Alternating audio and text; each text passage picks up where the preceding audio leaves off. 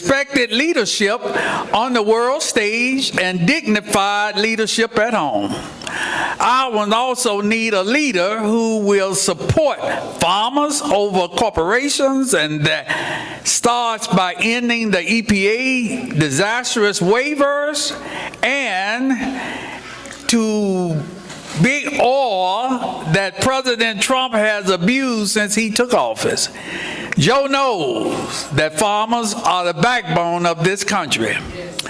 And when he is president, they will no longer be forgotten.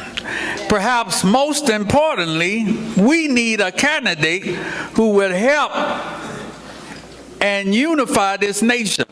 Joe has brought folks together his whole life, and he is the only candidate in this race that can appeal to folks in small towns and large, to Democrats and Republicans and people of all walks of life.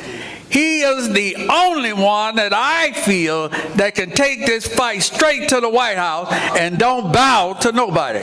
So right now I'm going to take this time to introduce our 47th Vice President and our soon-to-be 49th. See, come on. Joe, I got so excited I forgot everything. Thank you, man. God bless you. By the way, thank you very much. Before we begin, we got a tradition in my family. On birthdays, happy birthday. This is a young woman's birthday. Let's sing her happy birthday, okay? Happy birthday to you. Happy birthday to you. Happy birthday, dear Samantha. Happy birthday to you. Now, I want a promise from you. When you're President of the United States, and they say Joe Biden is out in the waiting room, promise we won't say Joe who, okay? All right, well, God love you. Reverend, thank you. It's good to be home.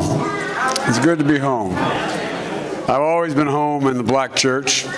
This is where I got started. My city of Wilmington, Delaware, when my dad had no work up in Scranton, Pennsylvania, we moved down to Wilmington to get going. I moved into a state that has the 8th largest African American population in the country, and I got involved early on in the civil rights movement. No great shakes, just a kid in high school and getting involved. We used to always start off. Reverend Maurice, better get this straight here, so get this down. Maurice Moyer's church, because the place I'd go to 8 o'clock mass. I'm a Roman Catholic, and then I'd go to Reverend Moyer's church, and we'd sit and get planned, and we'd plan how we're going to move to desegregate the movie theaters and lunch counters and neighborhoods where we're from, And so, the thing about the African American church that I think is really so badly needed and is coming back is it always gives hope. It's all about hope. And you think through all the times and difficulties that people have been through. We're in a situation where there's a lot of reasons that we should not see Donald Trump reelected president. A whole lot of reasons. But I think the most significant reason is the way he has gone out of his way and the people around him to divide us based on race, based on religion, based on our ethnicity, based on where we're from. And, when I was a kid, I got back from law school. There was no law school in the state of Delaware, and I went away to law school. When I came home, I had a good job with an old fancy law firm. Not fancy, but a really prestigious law firm. But I had only 2 heroes beyond my dad, 2 political heroes. One was Dr. Martin Luther King, the other was Bobby Kennedy. And my senior year in law school, both were assassinated. Matter of fact, when I got home, my city the city of Wilmington, Delaware, was the only city in American history since the Civil War that was occupied by the military for 10 months with drawn bayonets, because when Dr. King was killed, there were riots, and a significant part of my city was burned to the ground. And so I got home and started to work with this law firm, and they were good people, but I realized it wasn't how I'd been raised in the church. And I quit and became a public defender to represent people I had worked with my career up to that point. I was a young man. And what happened was that I thought that the black and white community in Delaware would never get together again. I thought things were really I didn't see how we were going to put it back together. And there's an Amtrak train line that goes from all the way to Florida up along the East Coast, but it goes mainly from Washington to New York. And I used to interview my clients down at that station before they would be arraigned. And I thought, as I thought things were never going to get any better. And then almost 40 years to the month, in January, that was January of 1969 that I was down at that station. Almost 40 years, actually 40 years to the day, almost, to the month, I was standing on that same platform waiting for a black man to come 27 miles from Philadelphia, Pennsylvania to pick me up and ride with me on that train for 147 miles to Washington, D.C., to be sworn in as President and Vice President of the United States of America. And it hit me when I was standing on that station. I hadn't thought about it in a long while. I called my children up. My son, Beau Biden, who's now deceased, was the Attorney General of the state of Delaware. And my other son was working the World Food Program, and my daughter was a social worker. And I brought him up to the front of the platform. I said, look at the east side here, which was burned to the ground, all leveled for blocks and blocks and blocks. Or over time we call Riverside, which is an African-American community, had been burned down. I said, it's built back up, and we're talking to one another again. I said, don't tell me there's no hope. There is hope. There's always hope. But you know what? I was right and I was wrong. I thought that hate could just flat be defeated. And here I was in 2017 talking to a mom who just lost her child when all those people coming out of the fields carrying torches in Charlottesville. Close your eyes and remember the looks on their faces, their veins bulging, hate and anger spewing from them, accompanied by the Ku Klux Klan and the white supremacists. And the young woman was killed. And the President of the United States was asked a simple question: what do you think? And what did he say? He said something no president has ever said. He said there were very fine people on both sides. No president has ever said anything like that. No sitting president. And what I misunderstood, as a friend of mine pointed out to me, hate never goes away, it just hides. It just hides. And when you give it any oxygen, when you give it any support, it comes out from under the rocks. It doesn't represent who we are, but it does represent a significant minority of the American public. The history of the journey of America is not a fairy tale. It's not a fairy tale. It's been tough. But every single time it's reared its ugly head like it has now, we've been able to beat it back. But only when all people of faith, of every faith, when all people, Democrats, Republicans, Independents, stand up and speak out. Folks, we're unique in all the world. We're the only nation ever organized by an idea.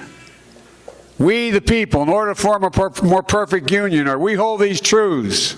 We've never lived up to it completely. But every single generation has opened wider and wider and wider acceptance. Many have been through these fights. Many of you are old enough and have been through these fights. But they never stop. We have to keep fighting. We have to keep asserting. And this time, when we restore the soul, I wrote an article for a magazine then. I said, we need to restore the soul of America. But guess what? This time when we restore the soul, we got to be more inclusive and maybe every black and brown person along, because they're not been there. We have to improve it every time we move. And I believe the American people are ready for that. I pray they're ready for that. I was raised in a faith the same as yours, Christian faith. What you do unto the least of my brethren, you do unto me. That's what it's always been about. Again, we've never lived up to it. But every generation has made more progress. We've got to get back. We've got to get back to it. Because not only is it separating us here and dividing us in this country for the power, that's how he's maintaining power, divide the country, not unite it. Not only is it hurting us here, it hurts us internationally. Folks, we are supposed to be that shining city on the hill. We're not shining very well. It's pretty tarnished right now. Granted, we have the most powerful military in the history of the world, but that's not the reason why, that's not the only reason why the world follows us. It's not the example of our power, it's been the power of our example, the example that we have set. And let me conclude by saying that the last thing we need now is another war in the Middle East. The last thing we need now is to further divide the country. So folks, you know, when I say on the stage I'm competing with some really fine people running for the nomination, and some very fine people, friends of mine, have already dropped out and are still my friends. But guess what? As we compete, I keep saying that we have to unify the country. And people say, no, you can't unify the country. I refuse to accept the notion we can't bring this country back together, because if we do not bring it back together, there's very little hope. There's very little hope. But I'm convinced we can. And it starts off by stop questioning other people's motives. You can't get very far when you're trying to work on the extension of a civil rights bill. You can't get very far when you're trying to work on education or any of these other issues. And you start off and saying, but you're in the pocket of, I think you're unethical, I think you are this or that. By the way, now let's make an agreement. You can always question someone's judgment and argue about whether they're right or wrong and still get to an agreement. But we've got to stop the political way we talk to one another. And it really starts off by just being decent, the way you raise your kids. You tell them, just say, hello, thank you, how are you? Just be decent with people. And folks, the reason why I think there is a resurgence of the black church in America is people are looking for hope. They're looking for hope. This is always the place it's been found, particularly for the African American community. But just what? You know, I think that if he were here, he'd say the same thing to you. Barack and I never gave up hope. We refuse to give up hope. Once you give up on hope, everything's gone. But it's beyond that. And all we have to do, and I'll get out of your hair here, all we have to do is we have to invest in these kids. We got to invest in them. We got to give them opportunities. Got to make sure every single American has adequate health care. It's not a privilege, it's a right. Yes. We got to make sure that we go out and look at the people who have taken us along. We got to go out and make sure that we provide for free community college. I'm going to invest $70 billion in HBCUs because they're the ones that brought an entire community along when no one else could be there. And it's not about doing anything other than doing America a favor. We're all better off. We're all better off when we deal with the legitimate problems people have. So, folks, you know, Barack used to kid me, and my colleagues in the Senate kid me because I was always quoting Irish poets. They think I quote them because I'm Irish. That's not the reason. I quote them because they're the best poets in the world. That's, you know. But there's a famous poem by a famous Irish poet called The Cure at Troy, and he uses the following line that I think you'd be associate with minority communities and people who have been oppressed more than anything else. And the Irish were oppressed years and years ago in Ireland. It says, history teaches us not to hope on this side of the grave, but then, once in a lifetime, that longed-for tidal wave of justice rises up, and hope and history rhyme. I, honest to God, believe, in light of what we've been back and through the last 3 years, the American people understand more clearly now what has to be done. I think there's a chance for it to rise up and make hope and history rhyme in a way we haven't. We're at a new inflection point in American history. And we have an opportunity to take us beyond where we ever have been before and to be able to do it together. As my mother would say, God bless you all, and may God protect you. Thank you for having me. Happy birthday.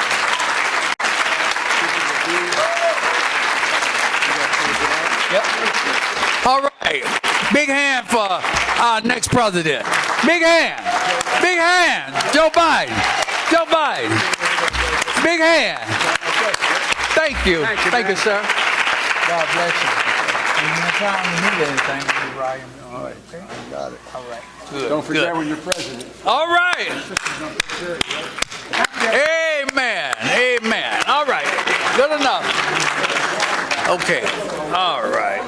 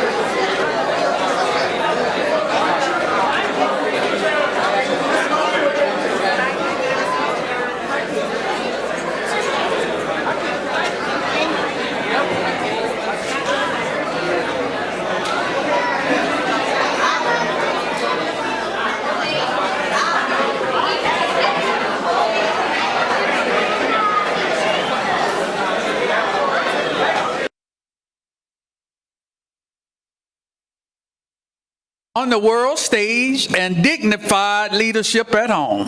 I will also need a leader who will support farmers over corporations and that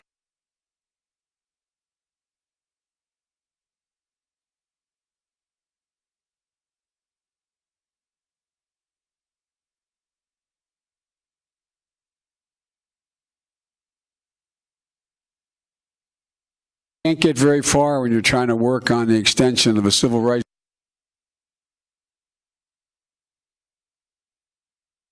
Folks, the reason why I think there is a resurgence of the black church in America is people are looking for hope.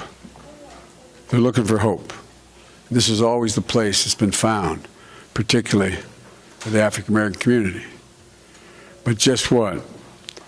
You know, I think that if he were here, he'd say the same thing to you. Barack and I never gave up hope. We refuse to give up hope. Once you give up on hope, everything's gone. But it's beyond that. And all we have to do, and I'll get out of your hair, Barack and I never gave up hope. We refuse to give up hope. Once you give up on hope, everything's gone. But it's beyond that. And all we have to do, and I'll get out of your hair here, all we have to do is we have to invest in these kids. We got to invest in them. We got to give them opportunities. Got to make sure every American, every single American has adequate health care. It's not a privilege, it's a right.